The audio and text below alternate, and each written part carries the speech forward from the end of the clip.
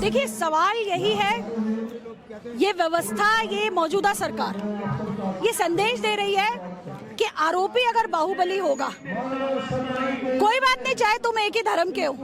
पर क्योंकि आरोपी एक बाहुबली है तो हम महिलाओं के पक्ष में नहीं खड़े होंगे, हम आरोपियों के पक्ष में खड़े होंगे। और यही साबित आप कर रहे हैं। इसीलिए ये लड़कियां जो है पहले एफआईआर कराने की मांग पर और उसकी गिरफ्तारी की मांग पे जिस तरीके से बैठी हुई हैं, और अगर सरकार नहीं सुनेगी तो देश की महिलाएं समझ रही है आपकी चुप्पी को, और आपकी चुप्पी की निंदा करने के लिए देश की महिलाएं, देश के अमन पसंद, न्याय पसंद नागरिक पूरे देश के अंदर ब्रजभूषण की गिरफ्तारी की मांग को लेकर महिला पहलवानों को न्याय के लिए और कार्यस्थलों पर यौन उत्पीड़न के आरोपियों के समर्थन की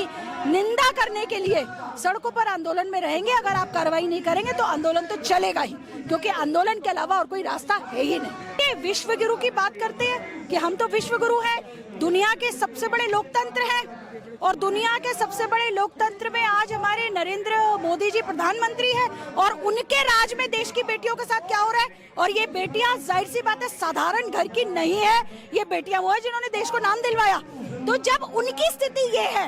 तो आप पूरे देश के अंदर ये संदेश दे रहे हैं कि महिलाओं, आप चाहे देश का नाम रोशन करो,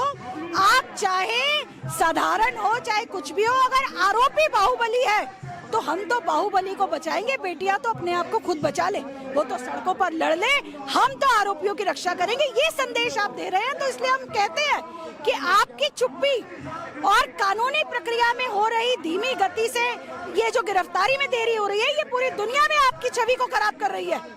और देश की महिलाएं समझ रही हैं, और आहत है देश की महिलाएं आपकी चुप्पी से। आप अपनी चुप्पी तोड़िए, इस आरोपी को गिरफ्तार करवाइए। किसानों का कितना योगदान रहेगा यहाँ? देखिए, मैं समझती हूँ, जो मुझे जानकारी है मीडिया के माध्यम से, ऐसा नहीं है कि किसानों ने अपने हाथ में आंदोलन लिया है। जो साथियों ने डिक्लेयर किया है, एक उनकी कमेटी है, वो कमेटी चीजों को डील कर रही है। और जाहिर सी बात है, अगर सत्ता पक्ष में बैठी सरकार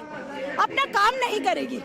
अगर आरोपी को गिरफ्तार नहीं किया जाएगा, तो किसान भी सड़कों पर निकलेंगे, महिलाएं भी सड़कों पर निकलेंगी, छात्र भी सड़कों पर निकलेंगे, और जब तक गिरफ्तारी नहीं हो जाती है और न्याय नहीं मिल जाता है तो संघर्ष को जिंदा रखेंगे। कि अगर आप गोल्ड मेडल लाते हो,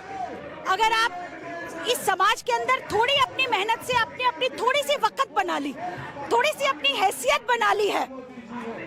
तो भी आपके साथ न्याय नहीं होगा। और आप अगर बिल्कुल साधारण है, वो फैक्ट्री में काम करती हुई औरत, वो खेत मजदूरी करती हुई औरत, वो जो लगातार घरों के अंदर नौकरी करने, घरेलू आया का काम करने वाली औरतें, वकील, साइंटिस्ट, पीएचडी के तहत काम करने वाली स्टूडेंट्स जो पीएचडी कर रही हैं, ये तो कार्यस्थलों पर यौन उत्पीड़न तो लगातार एक मसला था ही।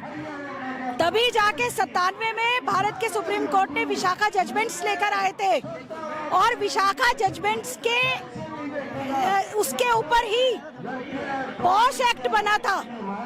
मगर ये बात तो है ही कि विशाखा जजमेंट जिस भंवरी देवी के उत्पीड़न के बाद जो बना था, वो भंवरी देवी भी जब उसने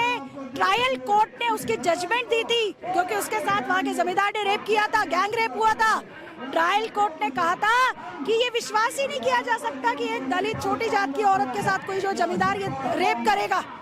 तो लड़ाई तो बहुत भयावह है। यौन उत्पीड़न के कार्यस्थलों पर यौन उत्पीड़न के मामले में महिला आंदोलन की लड़ाई लगातार मुश्किल है। और अभी तो 2 दिन पहले एनएचआरसी ने मांगी है, उन सबसे बाइट्स मांगी, वो रिपोर्ट्स मांगी है। ये रिपोर्ट मांगी है कि आप जो है बताइए, फेडरेशंस के अंदर जो है आईसीसी बनी है या नहीं। तो सवाल तो यही है, पहले कानून लिखाने की लड़ाई और उससे भी कठिन लड़ाई कानून को लागू करवाने की। तो देश की महिलाओं के सामने संदेश यही है कि हमें सामूहिक लड़ाइयों को, हमें ये याद रखना पड़ेगा कि हम किसी भी धर्म के हो, किसी भी जात के हो, किसी भी तबके के हो, पितृ सत्ता के खिलाफ अपनी अपनी व्यवस्था और सरकारें, चाहे वो किसी पार्टी की रहे, हमें तो सामूहिक लड़ाइयों को ही बुलंद करना पड़ेगा।